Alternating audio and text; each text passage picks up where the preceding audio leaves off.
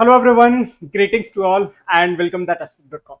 सो guys, आज मैं आप सभी के लिए बहुत ही इंपॉर्टेंट एक टॉपिक के साथ लेकर आया हूं और इसमें हम लोग देखिए डिस्कस करने जाएंगे कि जी हाँ, जब भी आप जीके की प्रिपरेशन कर रहे हो तो मैप का कितना इंपॉर्टेंस है आपकी लाइफ में और एटलस का कितना इंपॉर्टेंट है आपकी प्रिपरेशन में। ठीक है, एक कोई भी स्टूडेंट जो किसी भी एग्जाम की तैयारी कर रहा हो और डेफिनेटली अगर आप प्रॉपर तैयारी कर रहे हैं, बहुत सीरियस है, तो आपके पास एक मैप जरूर होना चाहिए। एक इंडिया का मैप होना चाहिए और एक याद रखिएगा वर्ल्ड का मैप आपके पास जरूर होना चाहिए। तो अगर नहीं है तो इसको किसी अपने नजदीकी जो आपके बुक स्टॉल की दुकान, स्टेशनरी की दुकान है, वहां से जाकर के खरीद लाइए, या फिर आप इसको ऑनलाइन भी परचेज कर सकते हैं। और जो भी आपका स्टडी रूम है या फिर जहां पर भी आप बैठ करके पढ़ते हैं वहां पर इसको लगा लीजिए और या फिर इसको चिपका लीजिए। और उसके साथ जीके को कैसे पढ़ना है, कौन कौन से पॉइंट्स कवर करने हैं, आज के इस वीडियो में हम लोग वही चीजें कवर करने वाले हैं। ठीक है, तो देखिए ऑलरेडी हमने बात की है कि आरआरबी जेई की अगर हम लोग बात करने जाएं तो आपका जो साइंस है वो तो डेफिनेटली आपके लिए यहाँ पर एक 30 मार्क्स का है ही, लेकिन अगर मैं जनरल अवेयरनेस की बात करने जाऊं तो दोस्तों टोटल याद रखिएगा 15 क्वेश्चन आते हैं। और इसमें से 15 क्वेश्चन में एक जैसे आपका हिस्ट्री हुआ, हिस्ट्री में मैप का बहुत इंपॉर्टेंस है। दूसरा ज्योग्राफी तो बिना विदाउट मैप के हो ही नहीं सकती। ठीक है, और फिर मैं बाकी बात करने जाऊं करंट अफेयर का पार्ट हो गया, या फिर आप बात करने जाए स्पोर्ट्स से रिलेटेड, या फिर आप बात करने जाए आर्ट एंड कल्चर। तो आप सोच रहे होंगे सर स्पोर्ट्स से कैसे हो सकता है, आर्ट एंड कल्चर से कैसे होता है। बस एक मिनट रुक जाइए, मैं आपको सारी चीजें बताता हूँ। ठीक है, देखिए जैसे आप अपनी स्क्रीन पर देख पा रहे होंगे कि ये वर्ल्ड का मैप है। अगर मैं वर्ल्ड की मैप की बात करने जाऊं तो देखिए सबसे पहले मैं बात करने जाऊंगा हिस्ट्री से जुड़ा हुआ।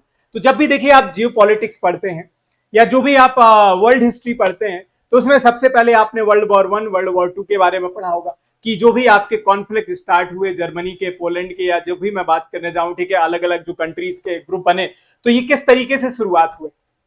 दूसरे अगर हम लोग बात करने जाएं तो देखिए स्पोर्ट में कैसे यूज है। स्पोर्ट्स में अभी जैसे हम लोग बात करने जाएं कि आपका जो समर ओलंपिक गेम्स है वो फ्रांस में होने वाला है, तो डेफिनेटली आपको फ्रांस अब इसमें आइडेंटिफाई करना पड़ेगा कि फ्रांस आपका कहां पर पड़ता है, कौन से कंटिनेंट का पार्ट है।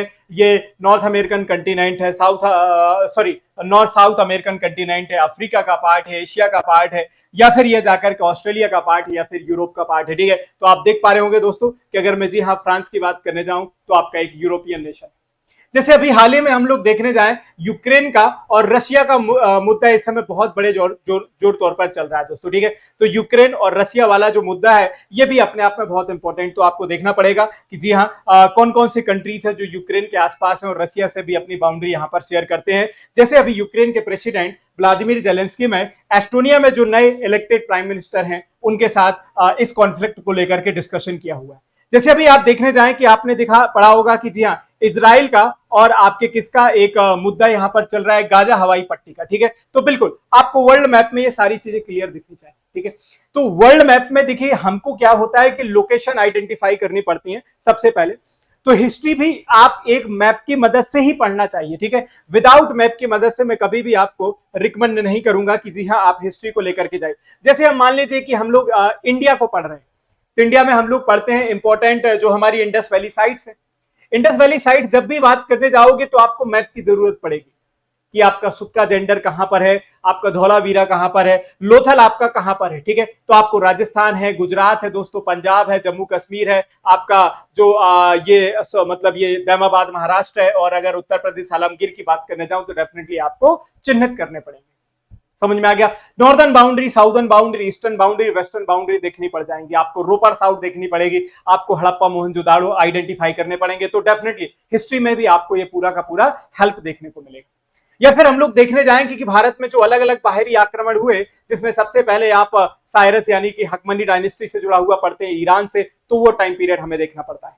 या फिर हम लोग आर्यों के भारत में आगमन की बात करने जाएं तो आप देखते हैं कि जी हाँ ये भारत में कहां से आए, कैस्पियन सी से, सेंट्रल एशिया से, जब मैक्स मुलर थ्योरी और अलग अलग जो थ्योरीज होती हैं जिसमें आपने एशी दास की थ्योरी पढ़ी होगी, स्वामी दयानंद सरस्वती की थ्योरी पढ़ी होगी, बाल गंगाधर तिलक की थ्योरी पढ़ी होगी दोस्तों। कुछ बोलते हैं कि ये तिब्बत से आए, कुछ बोलते हैं कि जो सप्त सिंधु प्रदेश था आपका पंजाब, ये यहाँ से ओरिजिनेट हुए। तो उसमें भी आपको मैप की जरूरत डेफिनेटली देखने को मिली थी। फिर जब आप महाजनपद पढ़ने जाएंगे, 16 महाजनपद तो भी आपको देखने पड़ेंगे, 16 महाजनपद कौन कौन से थे, कहां पे थे। आज के समय में 2 भारत से बाहर है, 14 भारत में है। तो जो सबसे ताकतवर था मगध साम्राज्य वो कहां पे था, अंग साम्राज्य कहां पे था, ठीक है। तो ये देखिए, चाहे महाजनपद हो, चाहे हिस्ट्री हो, चाहे वैदिक हो, चाहे इंडस वैली सिविलाइजेशन हो, सब कुछ इसका पार्ट है। जब आप पढ़ने जाते हैं किसके बारे में, हम लोग सिकंदर के आक्रमण के बारे में पढ़ते हैं तो उसने कहां से किया था, तो आप फिर वही हिंदुकुश माउंटेन और आप खैबर दर्रा के बारे में पढ़ते हैं। इंडो ग्रीक इन्वेजन के बारे में देखते हैं, उसके बाद हम लोग सकाज के बारे में देखते हैं, इंडो पार्थियंस के बारे में देखते हैं, हम लोग कुशांस के बारे में देखते हैं। उसके बाद अगर बात करने जाए तो जी हाँ, फिर आप हुनाज के बारे में पढ़ते हैं, आप तुर्क और जो हमारे देश में अरब इन्वेजन हुए उनके बारे में पढ़ते हैं, मंगोल आक्रमण के बारे में पढ़ते हैं कि बाबर भारत में आया तो कहां से आया, चंगेज खां, और या फिर बात की जाएगी तैमूर लंग की, या फिर ईरान का जो आक्रमण होता है भारत में, आपने पढ़ा होगा दोस्तों, ठीक है, 1739 में, तो वो कब होता है, नादिर शाह का। तो देखिए, इतिहास हो या फिर आपका ज्योग्राफी हो, बिना मैप के तो कभी भी पॉसिबल नहीं। और जब अगर आप मैप बनाते हैं तो एग्जाम में आपकी जो चीजें आप जो पढ़ते हैं वो दिमाग में एकदम छपती चली जाती है, क्योंकि हमारा जो दिमाग है ना वो इमेजेस में ज्यादा चीजों को याद करता है, अल्फा न्यूमेरिक में इतना याद नहीं करता। इमेजेस के साथ, अगर आप डायग्राम के साथ, फ्लो चार्ट के साथ, मैप के साथ चीजों को पढ़ते हैं तो डेफिनेटली आपको बहुत ज्यादा हेल्प मिलती है। जब भी आप किसी डायनेस्टी के बारे में पढ़ने जाए, मान लीजिए कि आपने यहाँ पर हर्षवर्धन के बारे में पढ़ रहे हैं, तो मैप बनाइए और हर्षवर्धन का एरिया ड्रॉ कर लीजिए। हर्षवर्धन का एरिया ड्रॉ करने के बाद आप वहां पर दूसरा एरिया भी ड्रॉ कर सकते हैं कि जी हाँ, उसी समय तत्कालीन में जम्मू कश्मीर में आपकी कौन सी डायनेस्टी चल रही थी। समझ में आ गया। या फिर आप यहाँ पर चालुक्याज के बारे में पढ़ सकते हैं, यहाँ पर पल्लवाज के बारे में पढ़ सकते हैं, यहाँ पर कामरूपा डायनेस्टी के बारे में देख सकते हैं, यहाँ पर आप हो सकते हैं गौड़ा डायनेस्टी, शशांक के बारे में देखने चले जाए, यहाँ पर साउथ इंडिया में चेरा, चोलाज, पांड्याज के बारे में पढ़ने चले जाए, ठीक है।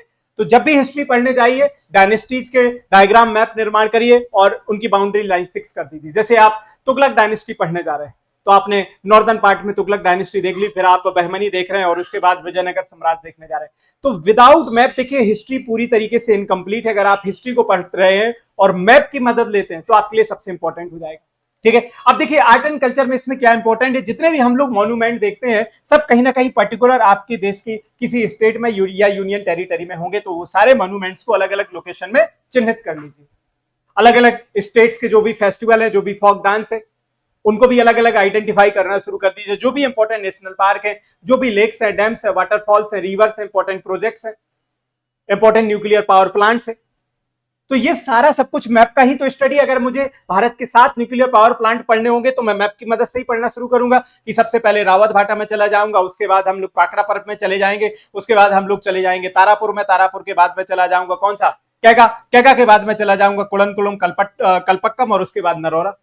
तो देखिए मैप के बिना सारी चीजें अधूरी है। अगर आपको इसमें अजंता, एलोरा, भीमबेटका आइडेंटिफाई करना है तो इजीली आप किससे कर सकते हैं, मैप की मदद से कर सकते हैं।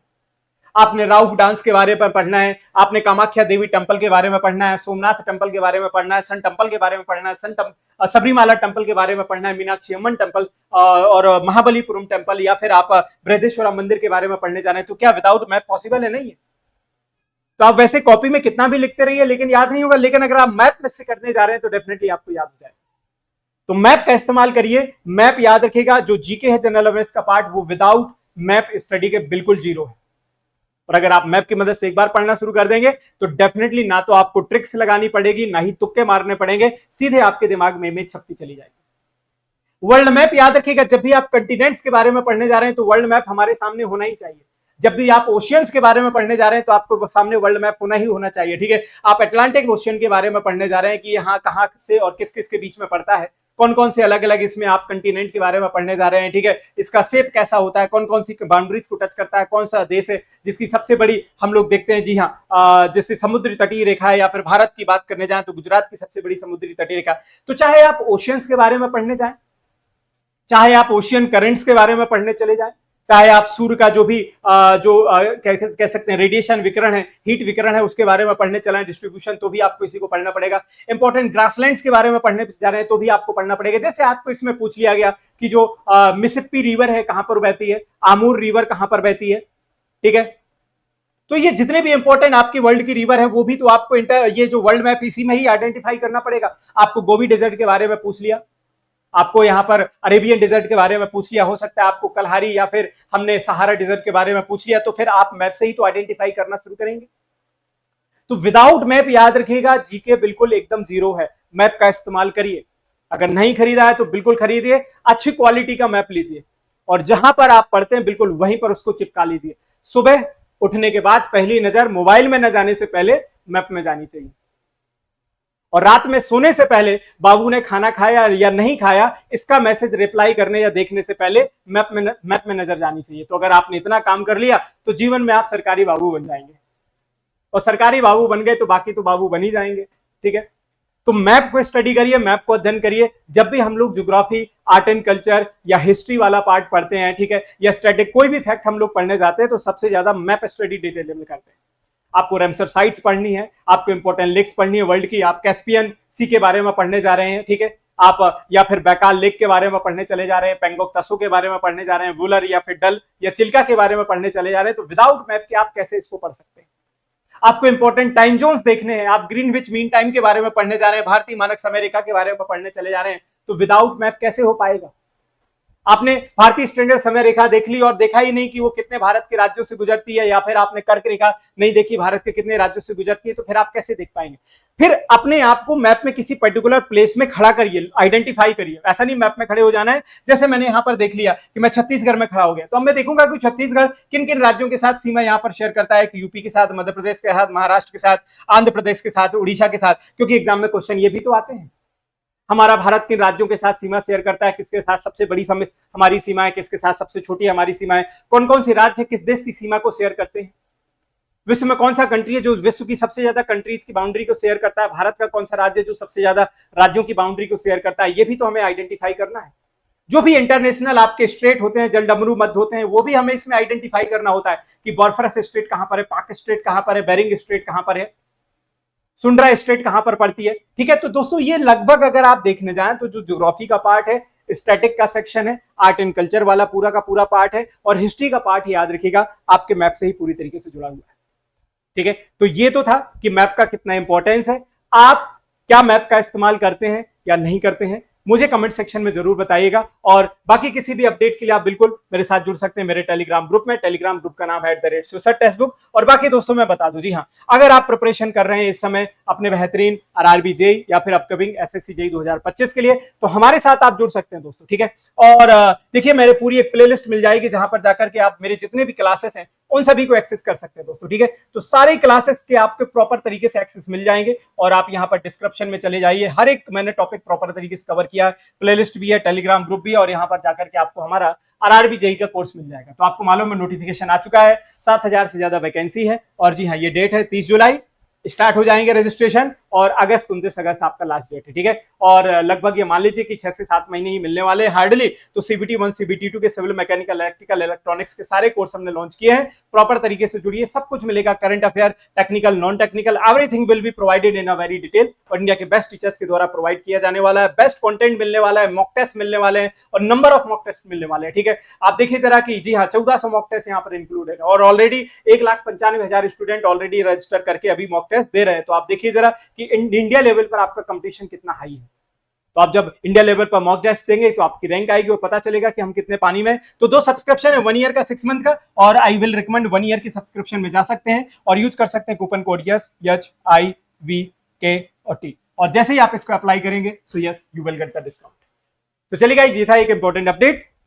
बाकी अगर और किसी चीज से रिलेटेड, किसी सब्जेक्ट से रिलेटेड आपको कोई सजेशन चाहिए हो तो कमेंट सेक्शन में जरूर डाल दीजिएगा। ठीक है, so thank you so much, and yes as always God bless you. Thank you so much.